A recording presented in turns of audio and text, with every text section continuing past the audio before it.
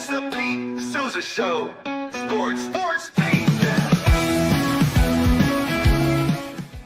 Nobody tells our stories better than our clients. The difference is stark. I was rear-ended at a stop.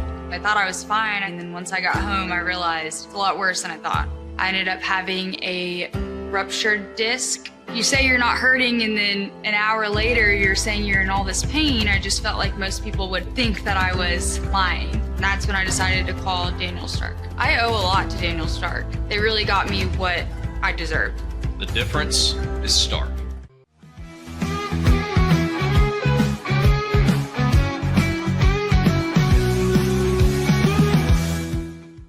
We definitely love our relationship and love Extraco. It's been an amazing experience. They made the PPP process easier. They were reaching out to me saying, what can I do to help you? That made a huge difference because my stress level when we shut down to afterwards was night and day. Our experience with Extraco has been phenomenal since the very beginning, so we love Extraco.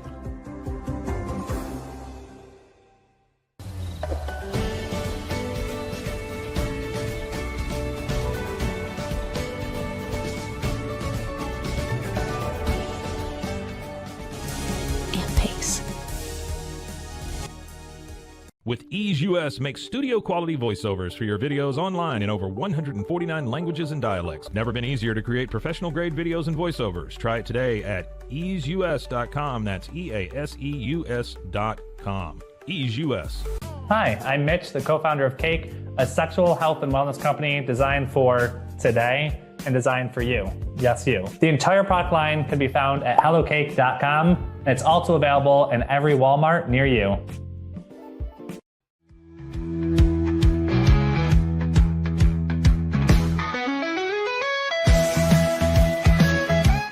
Send money abroad in just a few steps with Remitly. Sign up with your email, enter an amount, choose how your loved ones receive the money, enter your recipient's information, select a payment method, hit send, and relax. Download the Remitly app today. Tervis is all about staying hydrated. Each product is built to last and comes in endless designs to match your personality. Stay refreshed and express yourself with Tervis. Visit tervis.com today and find your perfect tumbler. Looking for tickets to the hottest shows, games, and events? Ticket Liquidator is your one-stop shop for great prices, no hassles, and guaranteed tickets. Whether it's sports, theater, or concert, for the best seats at the biggest events, start with Ticket Liquidator today at ticketliquidator.com. Ticket Liquidator. The You Like Air 3, launched in 2023, ushers in a new era of sapphire ice cooling technology, offering nearly painless hair reduction in just 3 weeks. That's ULIKE.com. You Like.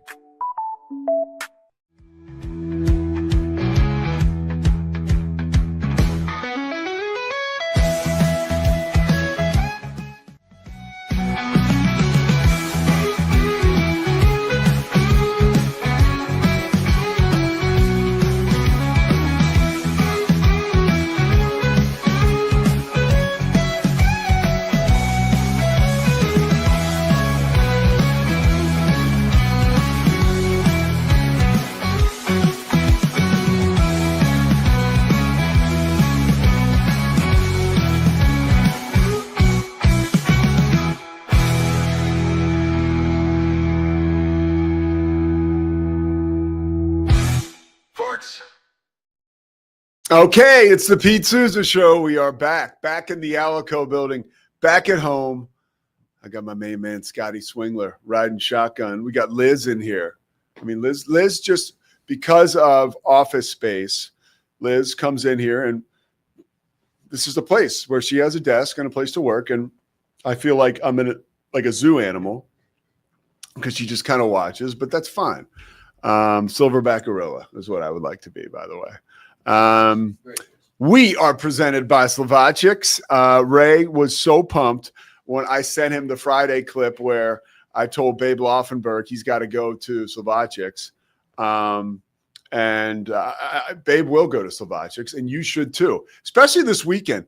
My buddy Bart Smith, the guy from Avalanche, is going to be in town. I'm going to miss him because I'll be in Dallas, but he's going to Austin for Texas and Vanderbilt. Because he's a Vanderbilt grad. So that's a huge game. People are going to be up and down 35 for that one. They're going to be up and down 35 for Baylor and UCF. We'll stay away from handicapping or talking about that one right now, just for sake of trying to have fun and lead a positive existence. Because I even myself can get pretty dark now when I go there, at least just right now. We're going to be welcoming Steve Lyons. You know who he is, right? Major League Baseball, great. Obviously, television broadcaster in Major League Baseball for Fox for a very long time. Just a TV personality, and a friend of Chris Visser.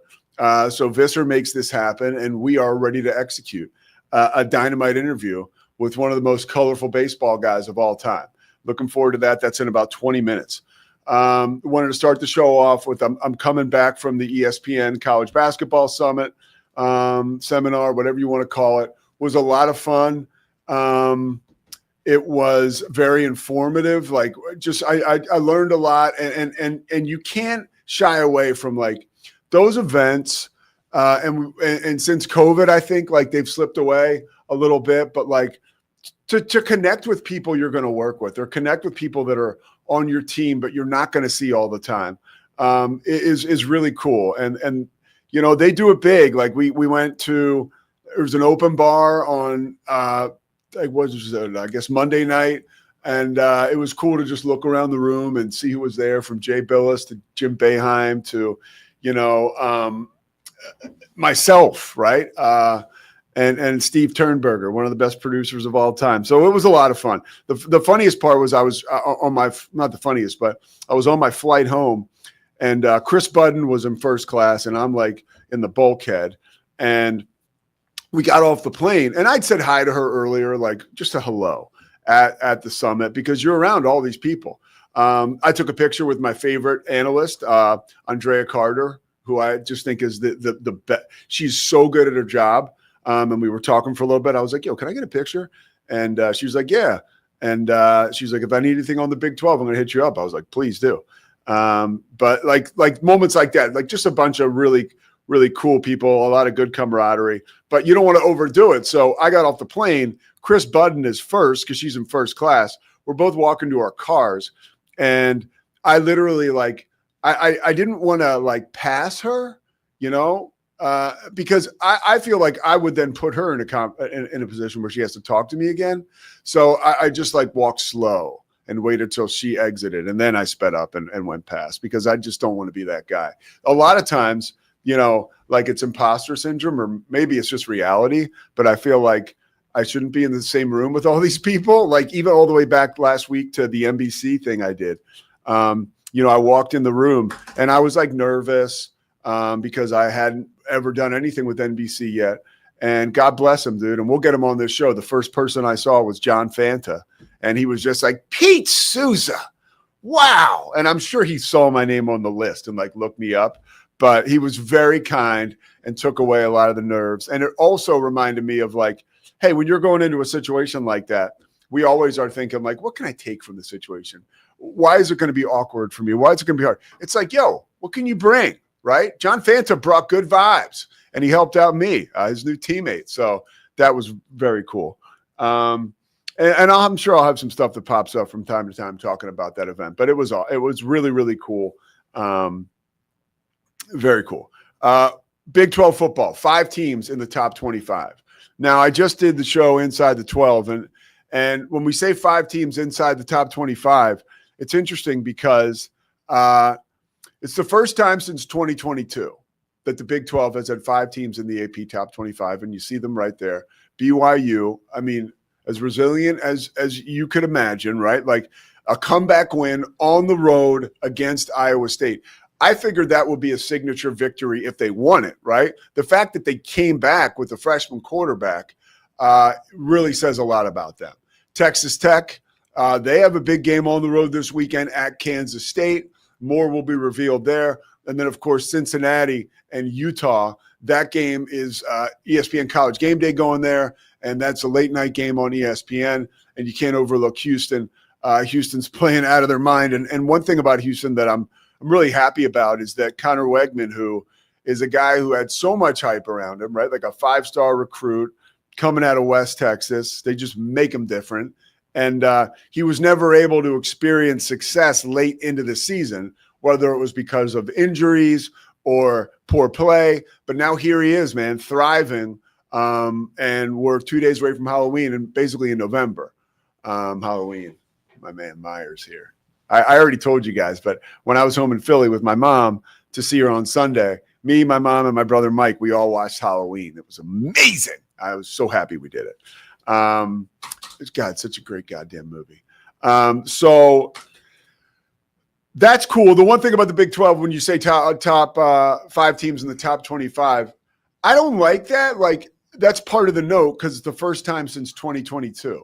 Like, the Big 12 is an outstanding conference. By the way, at that basketball summit, I talked to plenty of people, right? Like a Jim Boeheim or a Fran Fraschilla, or I'm trying to think of some other like big time basketball personalities that know a lot. Like, yo, this is possibly the best conference in college basketball. Like, the Big 12 is on fire. So I don't like adding anecdotes like for the first time since 2022. I feel like it should be like that all the time, and I think it will. With football, it's a little bit of a harder sell, but I think the Big 12 is capable of it. And this next couple weeks, man, is can the Big 12 have 2 teams in the 12-team playoff? We'll find out, man. We'll find out. I mean, of course, it's probably, if you look at the odds, it's a long shot, but we'll see. Another long shot, a story I wanted to share with you guys from when, I was gone. So I had the NBC Sports Big 12 Media Days, and then I had West Virginia and TCU, which turned out to be a really good game. And then I had the ESPN basketball thing. So all this stuff, like, I'm anxious. I'm like, over preparing for everything. But you do eventually end up having a lot of fun, and you have gratitude, and it's like fulfilling. But you also get funny stories. When we were on the road, something very funny happened. So we're meeting with Rich Rodriguez on Friday, and he is like the kind of guy, he walks into the room right away. I'm just like, oh, I could play for this guy. I think I mentioned that last week, or maybe I didn't, because we met Friday, and then we were it was after we did the show. But I was like, man, I could play for this guy. He's just like somebody you trust right away. He's not full of crap like Brian Kelly. Like, he's authentic. And we were talking for a while, and I can share this now because I'll tell you the story. But he says to us, this NIL thing is really tricky. And he goes, we had guys that, this is our first real long year to do recruiting, because Rich Rodriguez was hired kind of late in the cycle last year. They actually left like millions of dollars, like $4 million on the table, and did not give kids that money last year. They wanted to allocate it for this year's incoming class. But like, some stuff went sideways. A donor needed his money back. And so Rich Rod had allocated money to people, and then it had been taken off the table. So Rodriguez is telling us a story. He's like, so I had 24 hours to raise $2 million. And I was like, that sounds like an action movie. He was like, yeah, it felt like it, But he asked us, he said, hey, don't, mention this during the broadcast. And I didn't. And honestly, I wouldn't. It's not the forum for that, especially after he asked.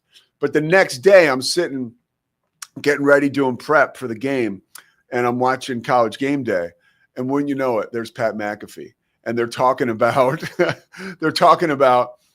and it is a real hot topic. It's like, yo, if I donate $10 million to the Baylor football program, do I get to say who the next coach is going to be? Like we're getting into those type of areas. So that was where the discussion had evolved from.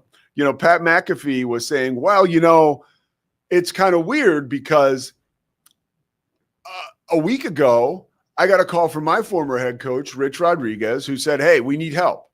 And he talked about the story that I just told you. And he said, they needed the help.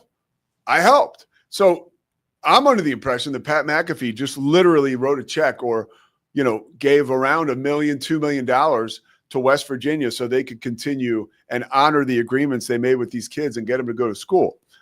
I'm like, holy shit, that's the story that Rich Rodriguez didn't want us to tell. And there's Pat McAfee. And guess what? He can tell the story. It's his money. And I still wasn't going to tell it during the game, right? But I found that to be so interesting in a sense that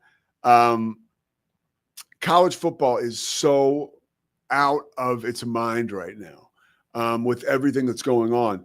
And we can bring it back home. You know, if the Baylor football program, it's no secret, is on the ropes. Dave Aranda's on the ropes. That was, you know, once you get Shahan J. Araja writing the piece that it's time, you know, I think we can all collectively agree it's time, because Shahan is one of the most thoughtful, well-intentioned sports writers, college football writers in the country, and he's a Baylor alum. And he loves Dave Aranda, right? So, like, as a person, so, like, that's not an easy story for him to write.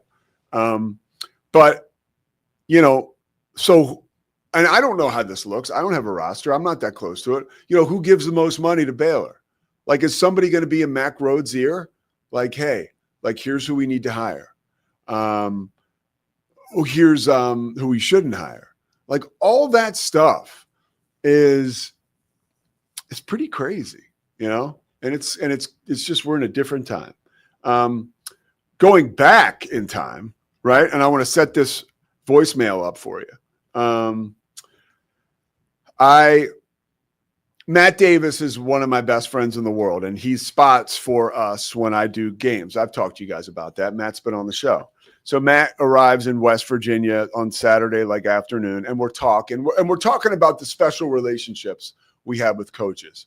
And we were talking about one of our favorite coaches of all time, Jeff Hansen, defensive back coach at the University of Richmond. Just a great guy. I was in like a personal jam when I was in a senior in college. And I didn't go to the head coach. I didn't go to my position coach, Joe Cohen. I went to Jeff Hansen and asked him what I should do with tears in my eyes. And he gave me the advice. He's like, yeah, you need to go. You need to handle that. You need to go. It was like, all right. And I knew what to do. But so that's the kind of guy he was. He was like a dad away from home. He just really was. And I think one of the reasons he was is because when you arrive at Richmond and you started to play or be a part of the team, he was one of those guys. He was the hardest guy to crack. He was the hardest guy to get on your side. Like, he would always just be like breaking your balls. And you're about to hear, like, I could do his impression, but, you know, he'd be like, Peter, like, would you sleep in that shirt? You look terrible. And that would be it. Like, it would be, as a freshman, you'd be like, wow, this guy does not like me. He does not like us. So then as you evolve a little bit and you're a sophomore and a junior, and he starts to tell you, like, hey, you going out too much? You drinking too much? You got to knock that shit off. You're going to get yourself in trouble. You're going to become a loser. You know, like, and you're like, okay, I'm really vibing with this guy. And I'll tell you one more story before we play this voicemail, because I want to make it very clear how special of a guy this is.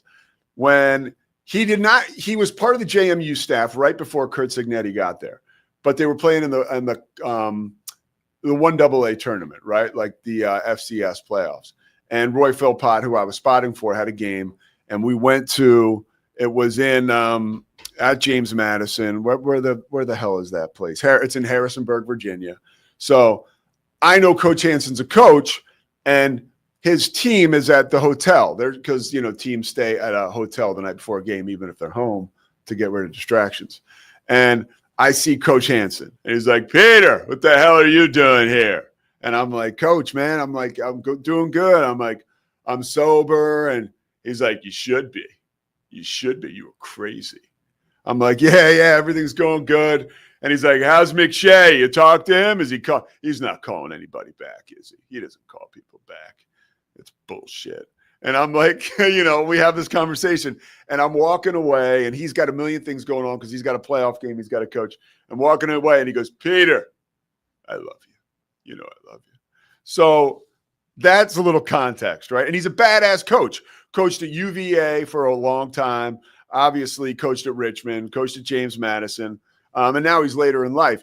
And Davis and I were talking like, yo, we got to call these guys more often, especially Hanson. He meant so much to us. So we called him and we left a message. And during the message, I was like, yo, coach, like, what the F is going on? You know what I mean? You MF-er. Let's doing like old school football talk. So he calls Dave. So we left a voicemail. He calls Davis back, and Scotty was nice enough. So here's the message. And this is, if you're offended by this, you really don't get the show. This is a big brother, father relationship that I had with Jeff Hanson. And this is the kind of language that we use and communicate with.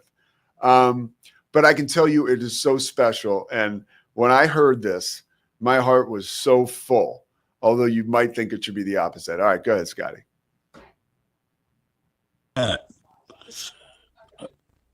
Nice message. Tell Sousa that, I'll tell you what, I'm going to put him in a headlock and squeeze him so he can't breathe. That wouldn't take much. Yeah, give me a call. Tell him I really appreciate him talking about me on all his podcasts. All he talks about is Franklin or Joe Cullen. All right, see you later. Frank Leonard was the running backs coach. Joe Cullen, defensive line coach. Cullen's now Chris Jones, defensive line coach in Kansas City. But dude, what a great, like, so here I am. You get your wish, coach. I'm talking about you. One of the biggest badasses I've ever been around. A guy who, once you earned his respect, you felt like you belonged. And a guy who I know I could call right now and would help me move a body, right? You just heard him. he would do it, okay?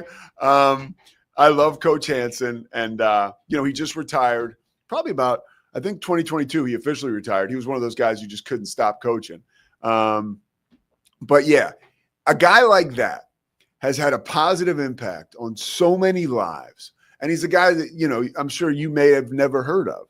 But that is like the relationships and how special college football is, and just what we build as a team. All right, we're going to step aside. We're going to come back with Steve Lyons, the great Steve Lyons. We're talking about the World Series, which, by the way, is tied at 2 games apiece after an amazing 18-inning game and a Freddie Freeman walk-off. And then, of course, last night, Toronto takes care of business.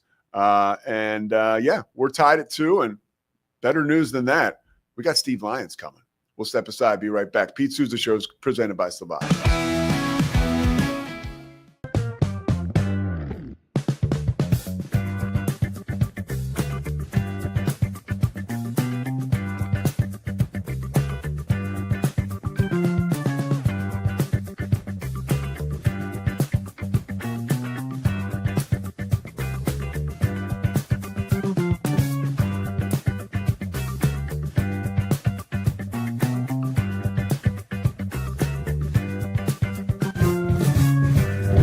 Bubble allows you to make it real and for it to actually work.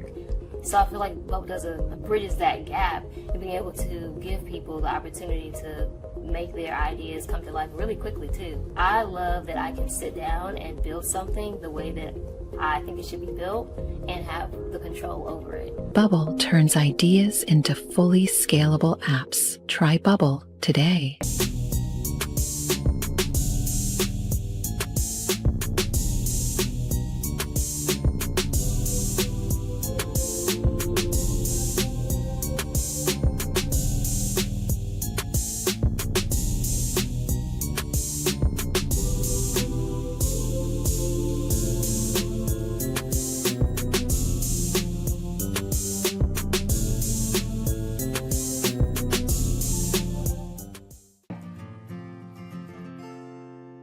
Hi, I'm Jo from Face Theory. You're going to want to have a specific goal for your skincare routine. What do you want to achieve? Active ingredients are really strong, and if you're using too many at once, your skin can get overwhelmed. Don't overspend on products. Choose products that have scientific research behind them. At Face Theory, if you're not happy with a product, just say so, just give us a shout and we'll give you your money back, no problem. I know you're gonna love this Kodak Dot Plus printer. You guys just connect it to your smartphone and then you're going to use the Kodak Photo Print app. It's going to print you a 4x6 photo. I am just in awe. I love how these turned out. Also, the printer comes with a free cartridge of 10 photo sheets. I can assure you, you are going to love this printer as much as my family has. You guys have to check it out for yourself. Streamline event and appointment booking with Amelia's sleek, modern, and fully customizable booking forms. Tailor the colors, fonts, and design to match your brand and seamlessly integrate with your WordPress website. Whether it's for events or appointments, Amelia makes booking simple, stylish, and perfectly aligned with your business. Enhance your booking experience today at WPAmelia.com. That's WPAMELIA.com. Amelia. When you learn a language with Babbel, you start a journey that takes you further and further. Anytime and anywhere you wish. It's easy and fun. Broadens your horizons and keeps your brain fit. A journey into new thoughts, new cultures, new adventures. So what are you waiting for? Start your journey with Babbel now. Go to babbel.com or download the app. BadCreditLoans.com is a pioneering service provider that has carved a reputation in the financial industry for its dedication to helping individuals with bad credit secure loans. By making timely repayments, borrowers can gradually repair their credit history, thereby increasing their chances of securing better loan terms in the future. BadCreditLoans.com serves as a beacon of hope for those with bad credit. Simple, fast, and reliable loan application process. And its commitment to responsible borrowing makes it. Serving Central Texas since 1889, TFNB Your Bank for Life takes pride in being more than a bank.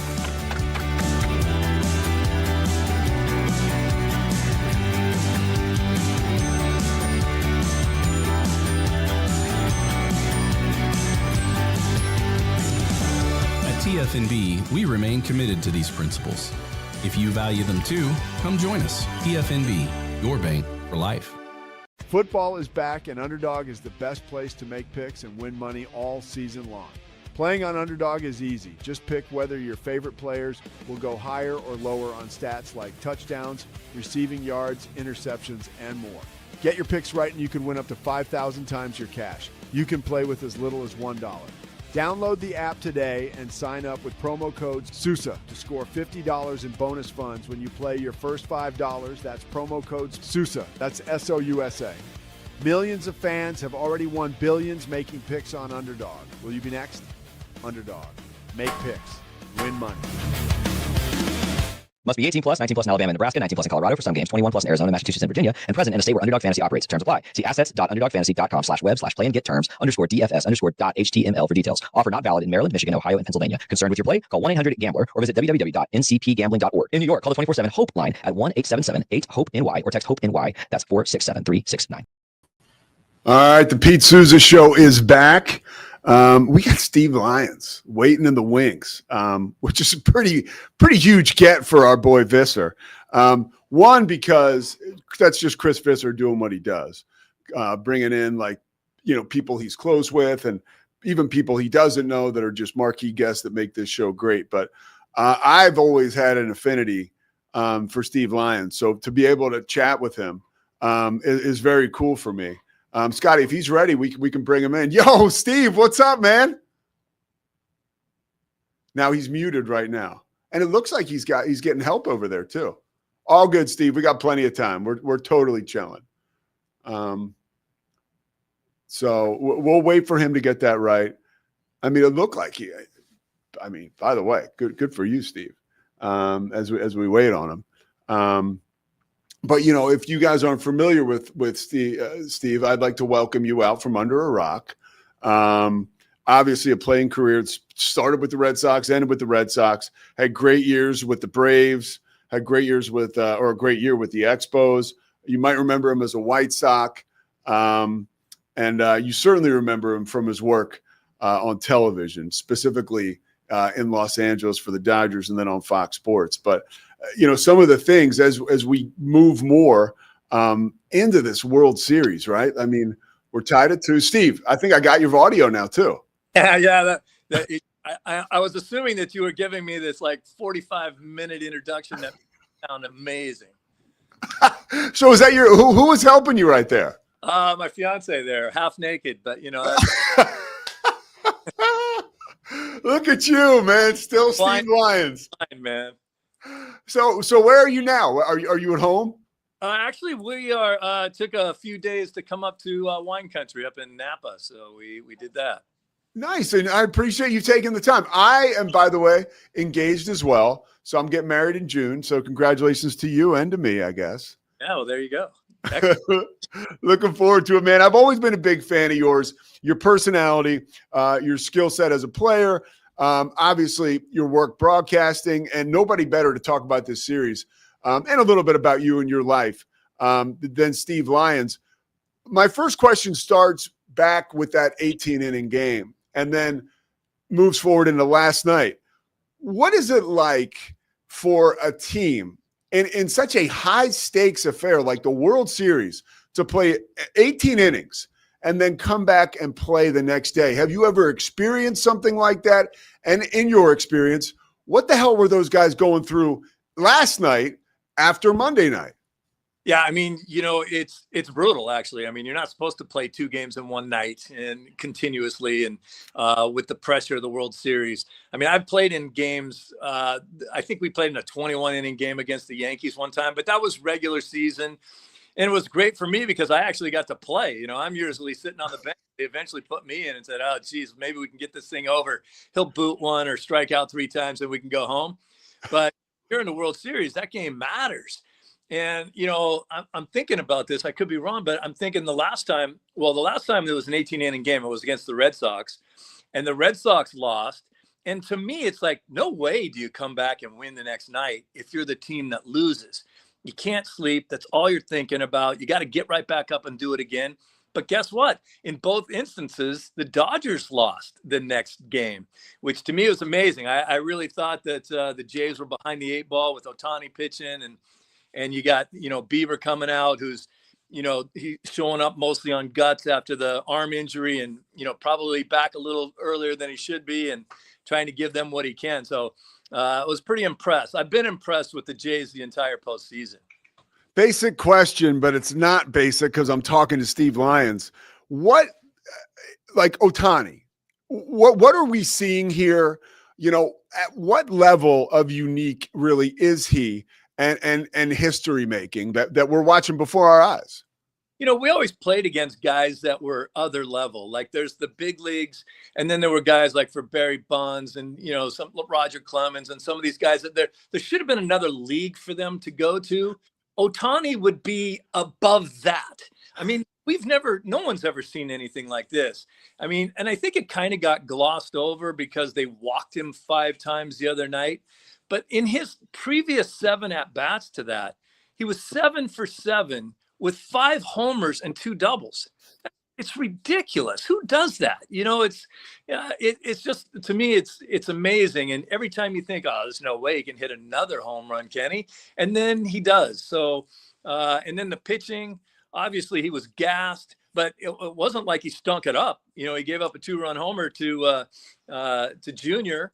And then I know those runs got accredited to him because, someone else let him in. So I think he probably ended up with like 4 earnings or something like that last night. But another amazing performance, and give him an opportunity where he starts to pitch. He's going to win 15 games next year. He's going to win 15 games, hit 40 and won't run as much. He didn't run as much this year, obviously. So probably the 50-50, 60-60 season might be over with, but he's still going to hit 40 to 50 home runs and he'll win 15 games. When they gave him the $700 million, my prediction for his offseason contract was, I'm his agent. I walk in and I say, I have your best hitter. I want 10 years, $250 million. I turn around, I walk out the door, I come back in and I say, I have your best pitcher. I want 10 years and $250 million. So that's 10 years, $500 million. I was off by $200 million. And guess what? It's a steal. It's a great deal for the Dodgers. How would he have done? You came into the league, I think, in 85 and you retired and moved into TV around 93. How would he have done against your generation of player? I think he's absolutely generational. I don't think anyone could stop him in any league, any generation, anywhere. I'll ask you the question. Do you see any reason why he wouldn't excel in any era? No, I honestly, I don't. I think he might have some problems, and this is kind of like, I don't even want to get into this, but Barry Bonds at the top of his game, doing whatever he was doing, that could be trouble for just about anybody. But I mean, I can't think of any other issues he might run into. Yeah, I mean, they may have walked him a little bit more like they did with Bonds. I actually called the game where they walked Bonds with the bases loaded, and it was actually a very smart move, and they ended up winning the game. That might have happened to him a little more in the regular season than I think it does currently. But, I don't know. I wanted to see Ohtani hit, but I certainly had no problem with them walking him. They walked him 4 straight times intentionally, and then the 5th time was basically an intentional walk. 5 times in a row, sure, we want to see him hit, but if I'm Schneider, I got to win the game. And I'm not going to let that guy keep hurting me. You mentioned Schneider, the manager. Which manager is pushing the right buttons and pulling the right levers so far in this series? Well, in today's game, I'm not sure the manager pulls any buttons anymore. It seems like the dude upstairs, it's like the Oz with a computer, and his analytics. And, I'm old school. And so you'll hear me bitch about the fact that the analytics is taken over and stuff. We could go on and on and on. If you want to start talking about 2 nights ago's game, I'm going to sound like my old man, no small ball. Nobody could bunt. If they tried to bunt, they messed it up. You saw guys for 9 straight innings trying to hit the ball out of the park with every swing. You had pitchers in the game that probably didn't belong in the game. You know that both managers didn't want half of those guys in a game that mattered. And yet guys go up there hacking at the first pitch. They're not trying to work the count. They're not trying to get a walk. They're not trying to get a guy over and get him in. And so we watched 9 innings of guys just swinging for the trees. Now, I'll back that up by saying, was it an instant classic as far as the World Series is concerned? Yes. Did we see some fantastic defense, some great plays being made in the 18 innings? If you were able to stay up that long, I watched it. But yeah, it's a different game than I played. And I swear someday it's going to start swinging back. Yeah. Some analytics is great, but it's just so far over the top now. Everyone's launch angle and trying to hit a ball that's up here that's not a strike, and it doesn't matter. Yeah, I was curious about that. Like, it's all sheet music now, and there's no jazz, right? Like, and it's kind of a bummer, right? What do you think it will take for us to move back into the type of baseball that I grew up obsessed with, right? Watching you play in your era. And I don't know if it's because I've grown older, maybe I've grown out of it a little, but my attention to the game has certainly deteriorated somewhat. And I think analytics is a part of that. I do. Yeah, it absolutely is. And some of the analytics, a lot of the analytics are actually good. You should have a lot of that. I mean, I look at it, if they had analytics when I played, I was a left-handed dead pull hitter, couldn't hit the ball the other way, couldn't hit a breaking ball. If you put 4 guys on the right side of the infield, I never would have got a hit. And I would have been out of the big leagues. I got 9 years in the big leagues, mostly because I could catch the ball. But I'll tell you what, all my hits were to the right side. If someone really studied what I did when I played like they do now, I would never have gotten a hit. The shift, I hate the shift, but don't tell me I can't use it. It's one of those things. Why do we make an artificial rule telling me that I'm trying to beat you? And I know that Steve Lyons is on your team and he's going to hit the ball the right side. I'm going to put 5 guys over there and you'll never beat me with Steve Lyons. But there's this artificial rule now telling me I can't do that. What is that about? The size of the bases. I like the pitch clock. It's the only thing I like. Yeah. I haven't liked the changes in baseball since they brought replay in. And that was back when I was working for Fox. And I guarantee if you look at the past tapes there, I told you it was going to be a bad idea when they brought it in back then. There's guys on their computers that want baseball to be a perfect game. And it isn't. You know why? Because it's perfect the way it is. It's perfectly imperfect. Baseball is what taught me adversity as a kid. It was the way that I learned how to get smacked down and then stand back up again. That taught me that life wasn't fair. Now everything's supposed to be fair and perfect. I don't need it. Is there a story that you've heard that you can share about a manager, getting a call from on high whether it's the GM or somebody during a game about making a switch. You know, like I grew up, you always would hear the rumors like Al Davis called down to the sideline and told Art Shell, you know, to put Jay Schrader in. Like that's actually happening now in baseball. It absolutely is. But, you know, we all have, they have the iPads and you have bench coaches. And I believe there's a number of teams that have like a quality control coach. What is that? Guys in a uniform, some dude's never played baseball in his life, sitting there in a uniform, quality control. If you can explain to me what that is, I know. But yeah, there are a lot of moves being made from upstairs. Some managers have less control than others. I mean, I hearken back to like 2018 when I was with the Red Sox and the Red Sox beat the Dodgers in the World Series.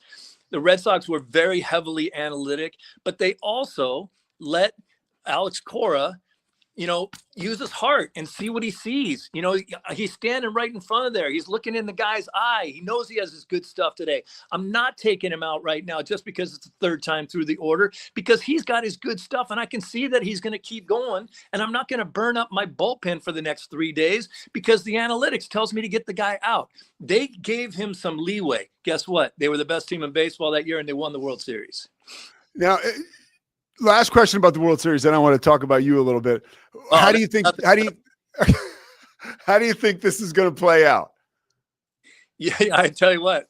Oh gosh, I'm going to get in trouble somewhere along the line. You know, I worked for the Dodgers for 10 years, and I technically got let go there because they changed networks, which was probably one of the. I mean, I got fired about 4 times, but that was the worst way. I mean, did I do anything? No, I was there for 10 years. I thought I was doing a good job, and I got let go. So, should the Dodgers win? Absolutely. And do I live in LA? Yes. And is my fiance a big Dodger fan? Yes. Am I a Dodger fan? Not so much. You know, a bad taste in my mouth. So, you know, with the money they spend and the superstars on that team that they have, I love the guys. You know, I love the guys back from when I was around. It was a great time to be around them.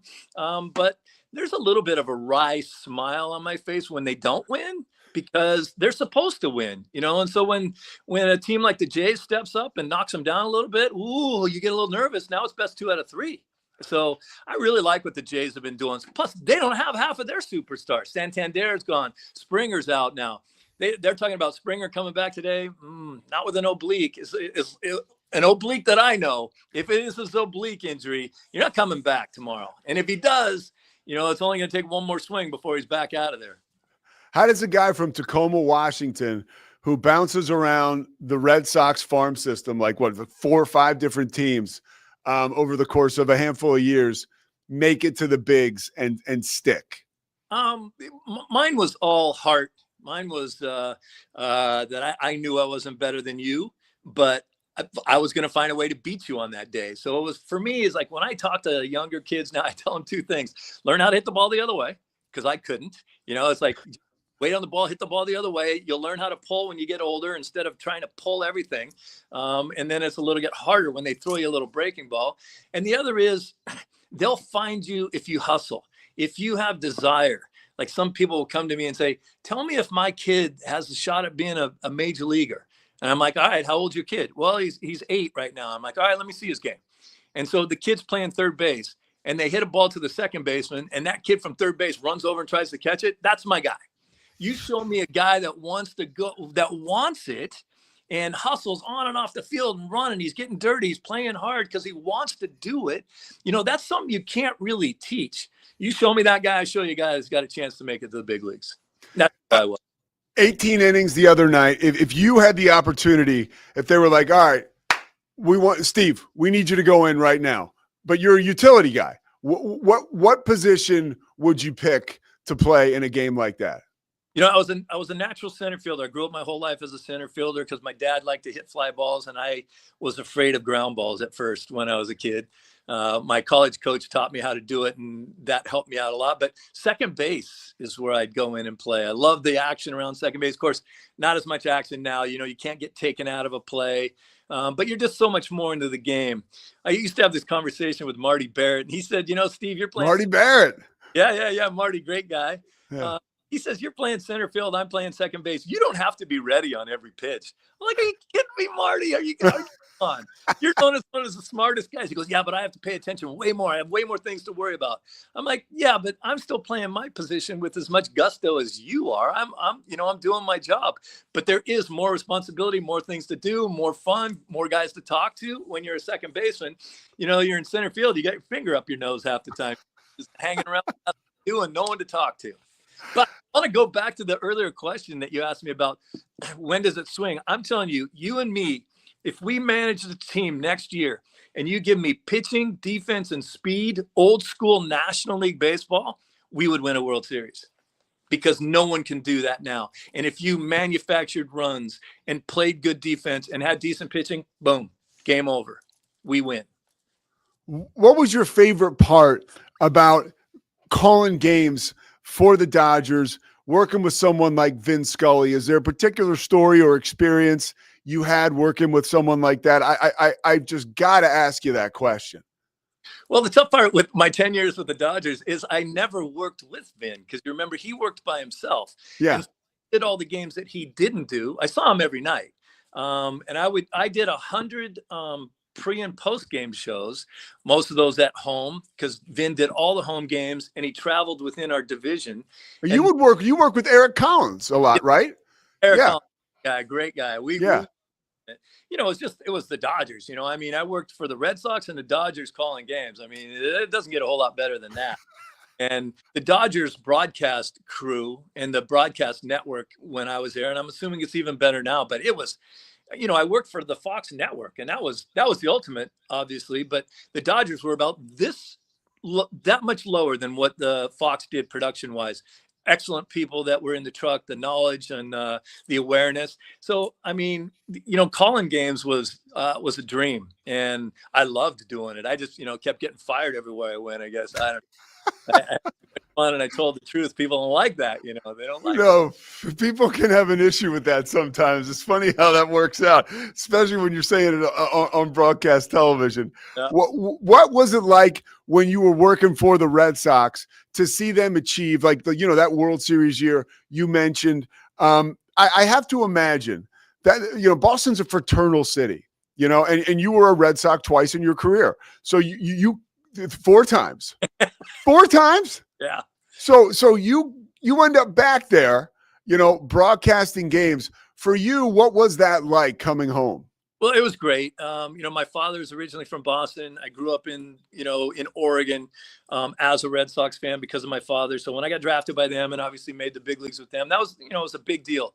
And then coming back to talk about the team, I was there for about 8 or 9 years and, decent years, but 18 was a dream year too. The Red Sox were just the best team in baseball. There was no question about it.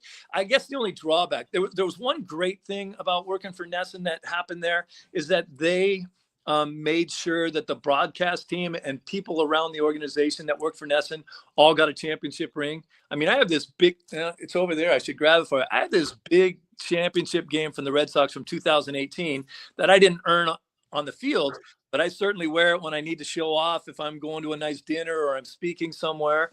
But the drawback was I did mostly pre and post game shows for the Red Sox. I did a handful of games, but the pre and post game show didn't travel with the team. So we didn't get to know those guys as much as when I worked for the Dodgers. When we traveled with the ball club, I'm with them every day. They knew who I was. They knew my reputation as a broadcaster. They knew that I wasn't going to bury them, but I was going to be honest. And I showed up on the field and looked them in the eye every day, the next day after I may have said something critical about one of the players to say, hey, if you have an issue with me, let's talk about it. And it never happened. But the difference in Boston was we weren't as close. We didn't travel. And so it was kind of like almost sometimes doing the games in a bubble a little bit. So that was a little more disappointing. But that 18 team was amazing. Did you ever have, and that's a great, honestly, I don't know whether you would consider yourself a journalist, but that is like a journalistic integrity you just shared with us, that feature, that quality. Did you ever have a moment working for the Dodgers when a player walks up to you and says, yo, what the F, dude? I heard what you said last night. My wife told me, or my mom told me. Yeah, that's the best way it happens. Usually I'll say, hey, you should, AJ Ellis, man, he's such a great catcher. He does a great job behind the plate. He's amazing. He hits well enough to play the position. And then what happens is his friend hears it, and he hears me saying something like, I don't know, he doesn't play the position very well. He tells his girlfriend, and his girlfriend tells him, Steve Lyons said, you're a terrible catcher. It's always third way down the line. I'm like, wait a minute, that's not what happened at all. I had a problem. The only problem I ever had was with Ozzie Smith. And it was when I was working for Fox. And it was when Ozzie Smith made the All-Star team in one of his last years. And I said that he didn't deserve to be on the All-Star team. They had, God, I won't remember the names, but it was like they had Larkin. They had Nick Kasaski, who was having a good year. And there was one other guy on the team that had a good enough year to make the All-Star team. None of those guys made it. And Ozzie Smith made it as the only representative, I'm pretty sure, from the Cardinals that year. And I said, this is wrong. He shouldn't be on the team. It's not. And then so I saw him at the All-Star game, and he did come up to me and said, I heard what you said. And I'm like, well, then tell me why you deserve to be here. And he said to me, because I've had an All-Star career. And I said, it's sort of a legit point, but not really. And you have. Ozzie Smith's amazing. What a great player. No disrespect to his ability. The guy changed the way shortstops played, right? With the creativity and his ability. But that year he wasn't an All-Star. One year I had a chance to make an All-Star team. I think it was 87 with the White Sox, 87 or 88. I was having a pretty good year, and no one else was because we stunk and we weren't very good, and I was doing okay. But what I did is, with a month to go before the All-Star game, I started looking at it going, if I just hang in there, I might make the team. Well, and then our only representative from the All-Star team that year was Ozzie Guillen, and he was hurt. So he made the team. And so how about if you had a chance to make the All-Star team, and it might be the only chance you ever had to make the All-Star team, but you didn't make it because Ozzie Smith made the team that year instead of you. So an All-Star happens every season. So if you're not an All-Star every season, then that's it. Sorry, that was a long story. No, it was you bring Ozzie. That's the best, because when you think of somebody of that ilk, still kind of, I love it, because we're all humans, a little insecure, right? Hey, why'd you say that? I think that's terrific. Go ahead. Critical but fair. Yes. Yeah, always fair. And most of us know if I make a mistake on the field and I have to hear about it later, if I really look in the mirror, I'll be like, yeah, the guy's right. He's right. I should have thrown the ball to second base and not third base. It was a mistake. Usually I only got on guys that didn't hustle. If you don't hustle, you're going to hear from me. And if you make a mental mistake, physical mistakes happen. I'm rarely going to say anything. Usually I'll say, hey, let's watch that in replay again. Well, let's watch this in slow motion. You see the funny little hop it took at the end? Or maybe if he just flat out booted it, I'll say something like, geez, 9 times out of 10, he makes this play, but he just had a little lapse in concentration. It skipped right underneath him. That's going to hurt. But, we'll see if they can get out of it or whatever. I'm not going to say, oh, how can you not make that play? It's terrible. You're terrible. So all the time you spent working in LA, what was your favorite, only in LA working for the Dodgers moment? I'm sure you have a bunch of them. Is there one that sticks out you could share? Yeah, here's a good one. We had Manny Ramirez after they ran him out of Boston. He came to the Dodgers and really carried the team into the playoffs himself. I think he led the team in home runs after he got here after the All-Star break. But they made a left field section called Mannywood instead of Hollywood because he hit all his home runs over there. And one day they made a bobblehead of him. They hustled and made a quick bobblehead of Manny Ramirez, and then on the bobblehead night, he didn't play. so he's on the bench and he doesn't play. And then late in the game, we're getting beat and the game's, I don't know, they tie the game up late in the game and the bases are loaded and he comes up to pinch hit and he hits a grand slam. To me, that's Hollywood. That's, it doesn't happen anywhere else. He hits a grand slam on his own bobblehead night on a day he doesn't even play. And so I thought that was funny. That's a pretty good one. Couple more for you, then I'll let you get back to wine country. You were, your nickname, Psycho. Obviously extremely intense. Also a guy who knew how to keep a clubhouse loose when it got tight. How do you keep a team that you feel as a veteran is tense tonight? We got a big game. We're kind of holding the steering wheel too tight. Is there a go-to move for you or something you could do to loosen up the clubhouse and get guys playing fast and loose where you know they're going to be their best? Usually in a situation like that, it's humor. You find a way to be funny at a time where nothing else is going on. Like the entire clubhouse is quiet. Guys, are starting to get ready. You find a way to be funny. Or, I thought Guerrero Jr. had a pretty good comment the other night. He said he came in late and everyone had their heads down. And he's like, what, is it over? Because, it's like you go back to Animal House. It's not over until it's over, And he said, where's the music? Let's play the music. You're down and stuff. You gotta put it behind you. And, to me, it was always find a way to be funny, but it is tough. I can tell you that, being the guy in the clubhouse, that's a little bit of a cut up and a funny guy. It's tough to be that guy when you're not an impact player too. I certainly wasn't an impact player. So I had to be careful not to step on toes, like to, try to be funny in a situation where one of the veterans might say, hey, not now, so you got to toe that line a little bit where it's like, no one's really listening to me when I stand up and say, come on, you guys, let's go. This is crazy. But if I stand up and, I don't know, do something that's just a little bit more off the wall and doesn't have much to do with let's play harder and, kind of lighten the tension. And that was kind of the way I tried to do it.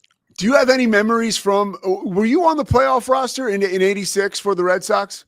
I got traded for Tom Seaver at the deadline in 86. So I was actually in Chicago. And again, all due respect to the Mets and everything, the Red Sox that year were the best team in baseball. And I got to play half the season with them. And it was the most amazing year I ever had because I wasn't playing that much, obviously. But it was a team that we blamed ourselves when we lost. It was, players rarely get to play on a team where you say, oh, we got beat tonight? Oh, someone's going to have to pay tomorrow.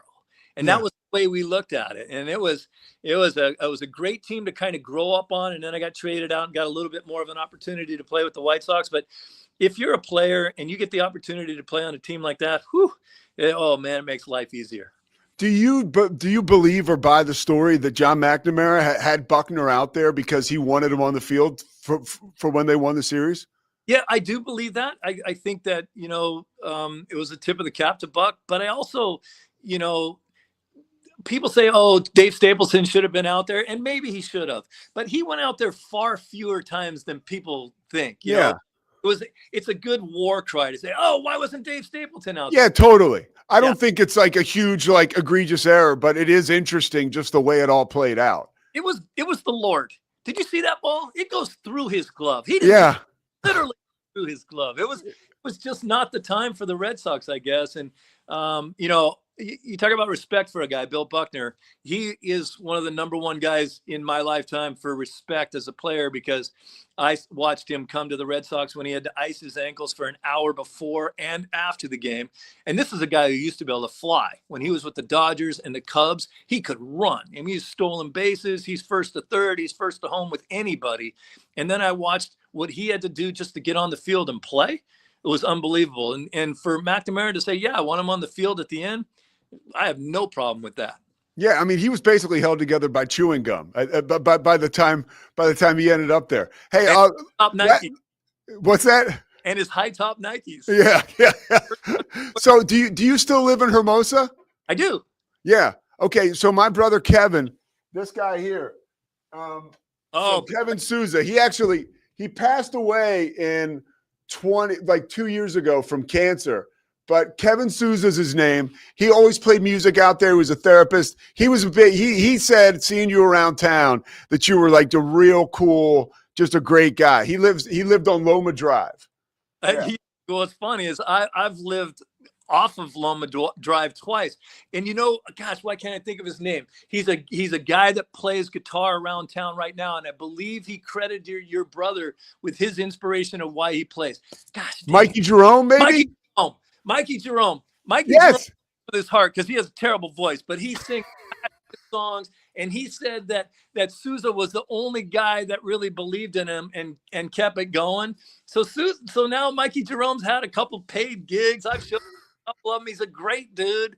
It's not, he does himself well when he has a couple backup singers with him. He won't even be mad at me for saying that, but he's such a great guy, and he's around town all the time. Steve, you're the man. I had to get personal with you there. I figured you might have a connection to my bro, and it makes my day that you do. And thank you for all you've done for the sport of baseball, for broadcast television, and just being one of those guys who can lift a person's spirits when they just see you on their TV. Yeah, I'm the poster boy for doing what you shouldn't do on TV, probably. Hey, look, there's some good in that. Al Michaels said you got to keep the rascal going. You had a real rascal. Yeah, it was funny at Fox. It was weird. They hired me. When they hired me, they said we need you to be the funny guy, we need you to be the controversial one, and we need you to be the outspoken one. And I was for 10 years, and then made one mistake, and they ran me out the back door. Steve, man. And by the way, I don't even admit to the mistake. It wasn't a mistake. They really had to connect some dots to make what I said a bad thing. So anyway, All right. Well, look, dude. Do you want to share what the mistake was? It takes too long. But when I got fired for making the comment with Lou Piniella doing a playoff game, I had said something in bad Spanish, and he had been talking about finding wallets before. And I said something about I knew I was going to make a call back to him finding wallets. Yeah. And I said, now I can't understand you, and my wallet's missing. And so Fox tried to connect the dots and basically said, you just said that if you're a Spanish-speaking person that they would steal your wallet. And I'm like, no, I didn't come close to saying that. And by the way, I work for the Dodgers, and I've been there for 10 years and have a great reputation. All due respect, the Dodgers fan base and audience is probably 70-80% Hispanic. Awesome fans. I never had any problem with anybody there. Yeah. Anyone who can find a prejudice bone in my body, you keep looking. We'll be here. You better bring a lunch. So do you want to get back into broadcasting? I'm 65 now. You look like you're 50, so that's a start. I loved it. I mean, I put my heart and soul into it. I studied it. I wasn't some ex-player that walked in and thought I could get by on my laurels because I didn't have any. So I knew I had to be better than some guy with a big name. Sorry for the arrogance. I had no arrogance when I played because I wasn't any good, but I was a good broadcaster and I loved doing it. And I worked at it and I had great partners. I worked with Tom Brenneman, who may be one of the best of all time, in my opinion. And we worked together 6 or 7 years. He had a little problem. Now he's back on the CW doing football games. Yeah. He's amazing. I worked in an organization that had Joe Buck and, Tim McCarver and me and Bob Brenly. And, I had great examples. Our production crew was unbelievably amazing. It was such a beautiful job to have. And then I got to work for the Dodgers at the same time. So it was, I was in heaven and making decent money, not what guys make now, but way better than when I played. And so I absolutely miss it. But now, I would have to have almost someone come to me and they would have to answer questions. Like, you'd have to get past 3 questions when you hired me. He's 65 years old. What does he have left? He has been fired for controversial remarks. How are you handling that? You almost have to have a GM or a guy who has the guts enough to answer those questions and say, we don't think he did anything wrong, and we think he's a good broadcaster, and we're running out there with him, and we're going to have fun with it again. So if that situation ever came up, I would give it a shot again because I do have a lot left in the tank. But being retired doesn't suck either. You definitely don't suck. Steve Lyons, man, enjoy wine country. I cannot thank you enough for taking the time to share it with us today. I'll do it with you anytime and get your butt out to Hermosa. I got a spare bedroom. You got it, man. Thanks, Steve. I appreciate it. Oh man, that went way better than I ever thought. What a great guy. You hear about these people. And again, my brother referencing just Steve Lyons being a great dude to see around town and great energy and great reputation. And to talk to him and to talk baseball and then to learn about him.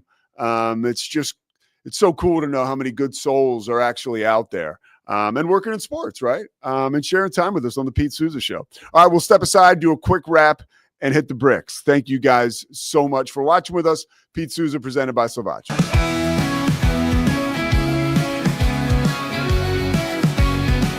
It doesn't matter if your investment budget is small or big. All you need is Benzinga Pro and its powerful news alerts, price tracking, and portfolio monitoring. Subscribe now, and we'll skyrocket your portfolio today. Experience with the Bosley MD hair regrowth kit was amazing. It was easy to use. It let me take off my hat. I could go in public and have my picture taken and feel normal again. BosleyMD.com. Join us at golfpartnerusa.com and discover why we're the trusted choice for golf lovers worldwide. That's GOLFPARTNERUSA.com. Golf Partner. Experience the future of secure private cloud storage with Internix. Protect your files with end-to-end encryption, ensuring your data stays private and accessible only to you. That's INTERNXT.com today. Apollo Neuro is a new kind of wearable that helps your body recover from stress, that helps you calm down and feel better. You sleep better, and you can get back to being yourself. Learn more at apolloneuro.com. Protect your online privacy with NordVPN. Browse securely, access content from anywhere, and keep your data safe with military-grade encryption. NordVPN.com. That's NORDVPN.com. Our patented handles were launched in 2018. We continue to push the boundaries of strength training. Join us in making your training more natural and effective. Visit Engels90.com to learn more and revolutionize your workout. Dive into adventure with Scuba.com, your ultimate destination for top-tier scuba and snorkeling gear. Whether you're a beginner or a pro, trust Scuba.com for the best in diving equipment and expert guidance. Explore now at Scuba.com. That's SCUBA.com. Scuba. Football is back, and Underdog is the best place to make picks and win money all season long. Playing on Underdog is easy. Just pick whether your favorite players will go higher or lower on stats like touchdowns, receiving yards, interceptions, and more. Get your picks right and you can win up to 5,000 times your cash. You can play with as little as $1. Download the app today and sign up with promo code Sousa to score $50 in bonus funds when you play your first $5. That's promo code Sousa. That's SOUSA. Millions of fans have already won billions making picks on Underdog. Will you be next? Underdog. Make picks. Win money. Must be 18 plus, 19 plus in Alabama and Nebraska, 19 plus in Colorado for some games, 21 plus in Arizona, Massachusetts, and Virginia, and present in a state where Underdog Fantasy operates. Terms apply. See assets.underdogfantasy.com/web/play-and-get-terms_DFS_.html for details. Offer not valid in Maryland, Michigan, Ohio, and Pennsylvania. Concerned with your play? Call 1-800-GAMBLER or visit www.ncpgambling.org. In New York, call the 24/7 HOPE line at 1-877-8-HOPE-NY or text HOPE-NY. That's 467-369. Hello. This is the Pete Sousa Show. I'm Scotty Swingler. I produce this show, and I also like to tell you why we love Underdog. I did jinx myself yesterday. If you were watching yesterday, I made some picks and I said, hey, 3 in a row, I've won money. Well, last night it didn't work out for me, but that's why you keep playing Underdog. Cause hey, if I go 3 for 4 every week, I'm going to be just fine.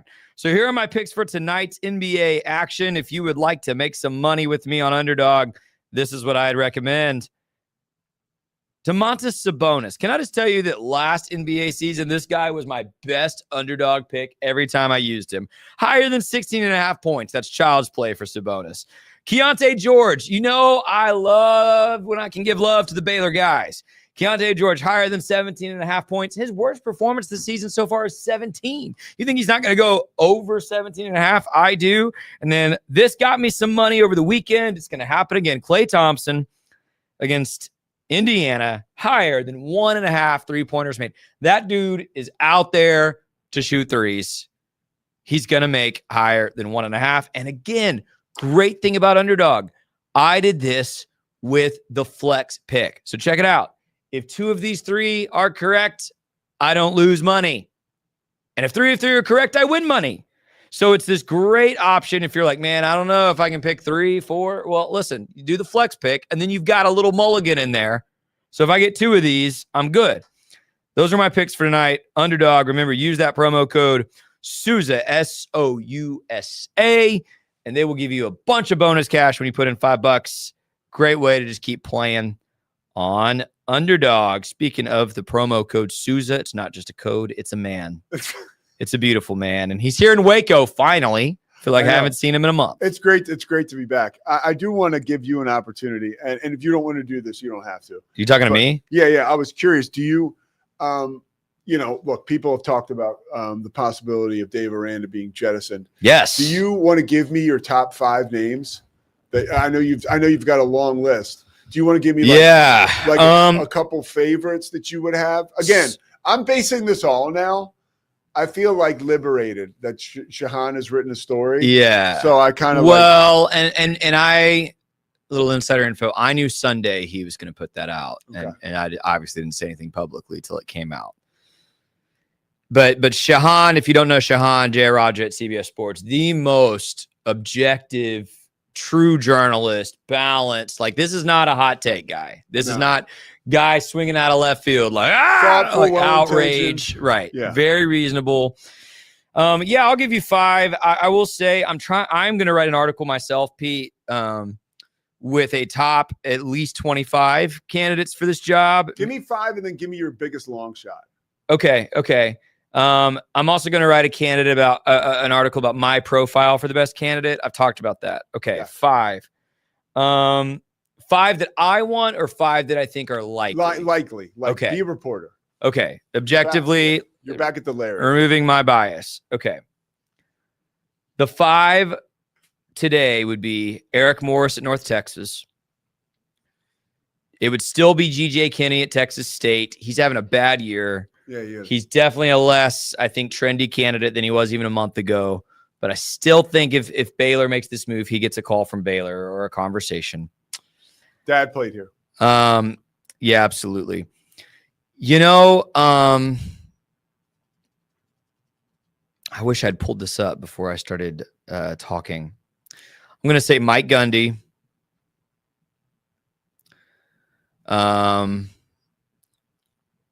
Boy, Gundy would be that would be amazing. There's a lot, man. Brian Newberry, I think, is one that really fits what Mac likes to do. If you're unfamiliar, head coach at Navy, was the defensive coordinator there for a very long time, played football at Baylor, from Oklahoma, so knows the region and the area, played here, is kicking butt at Navy, by the way. Would immediately bring some discipline, credibility, And then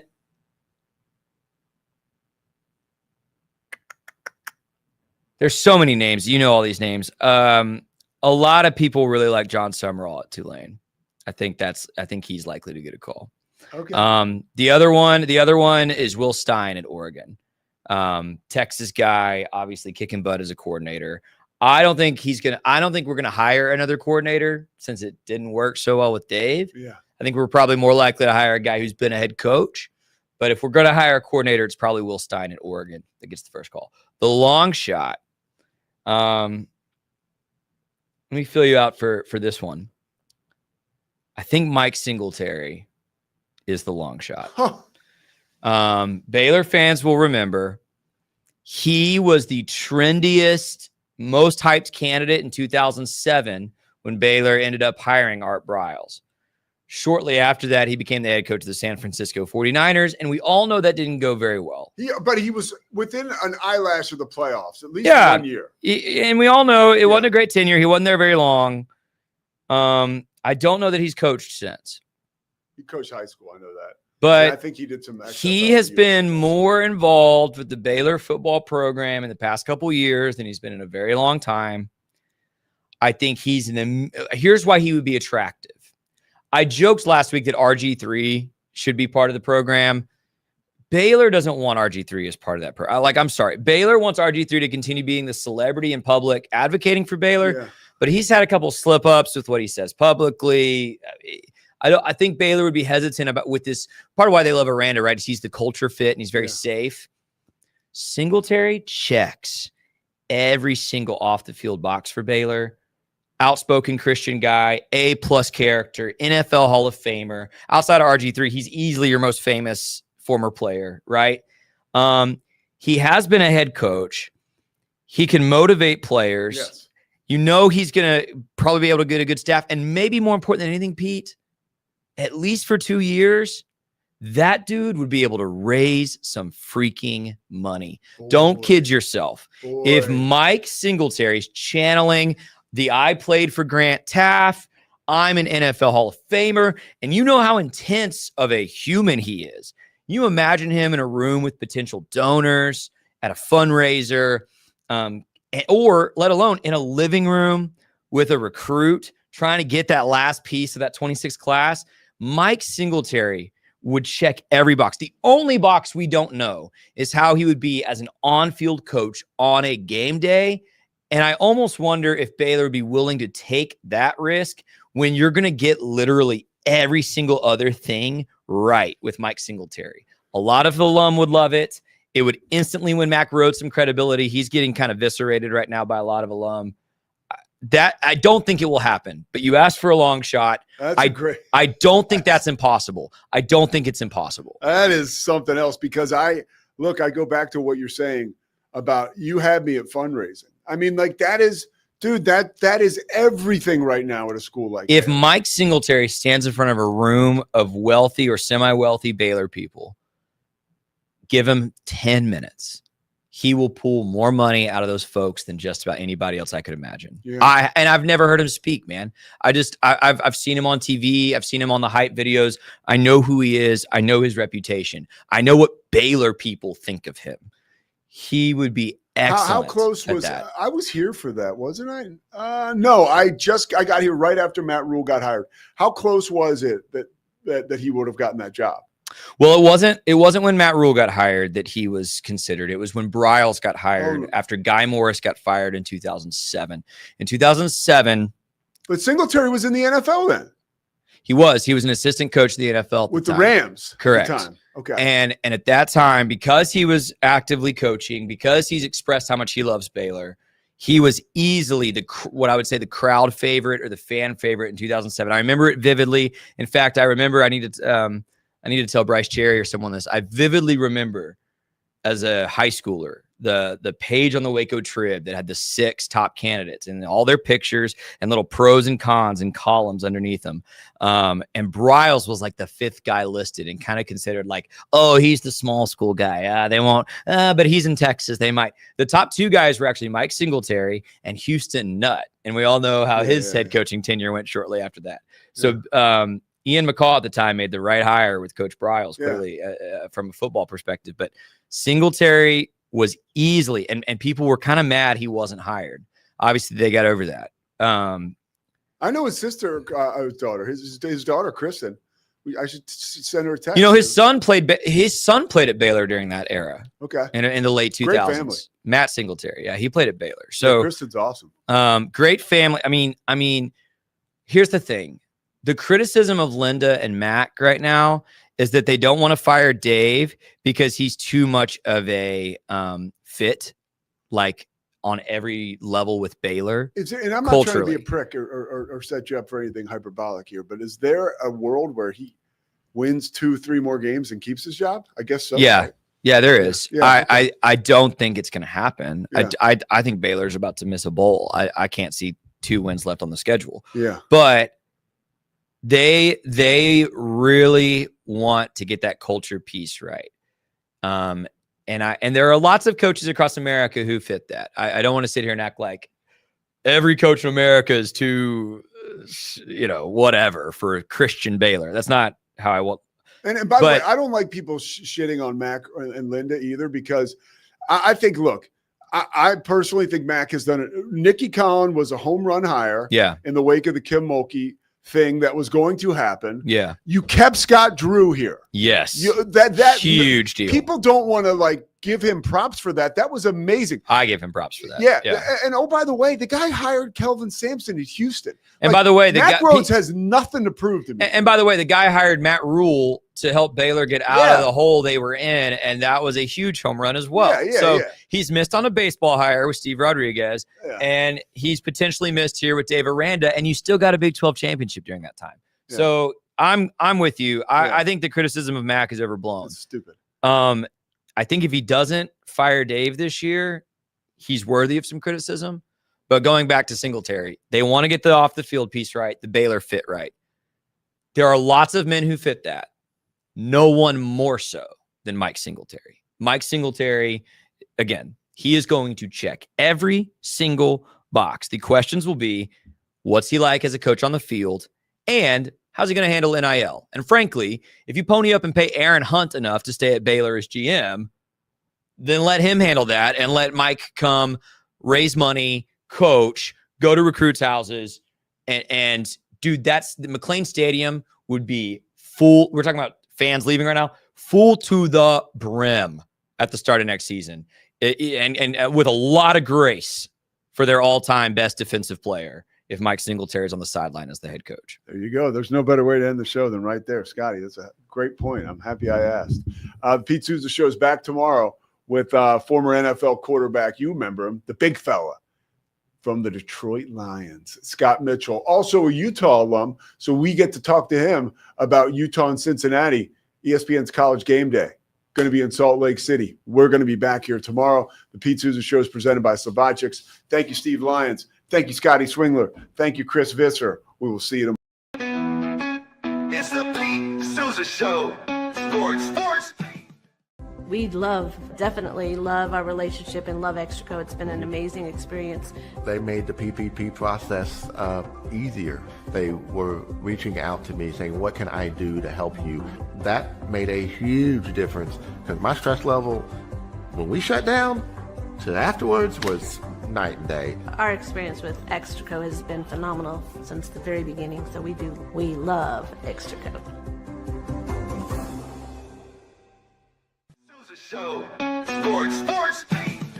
Nobody tells our stories better than our clients. The difference is stark.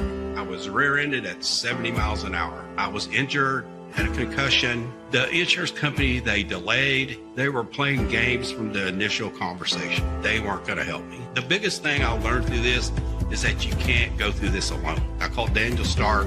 They were going to help me and everything was going to be all right. Daniel Stark got me 10 times the insurance company offered. The difference is stark. Show. Sports. Our professionals are not only experts in managing urgent concerns, but also in providing top-notch preventative health care. We're proud to connect pet owners to a vast network of licensed veterinary professionals, ready to address any immediate concerns. Book your first appointment today. Nalgene Outdoor has been your trusted companion, fueling adventures and helping protect the planet. We're committed to reducing waste, improving access to clean water, and providing simple, safe, and sustainable products for you and your family. NALGENE.com.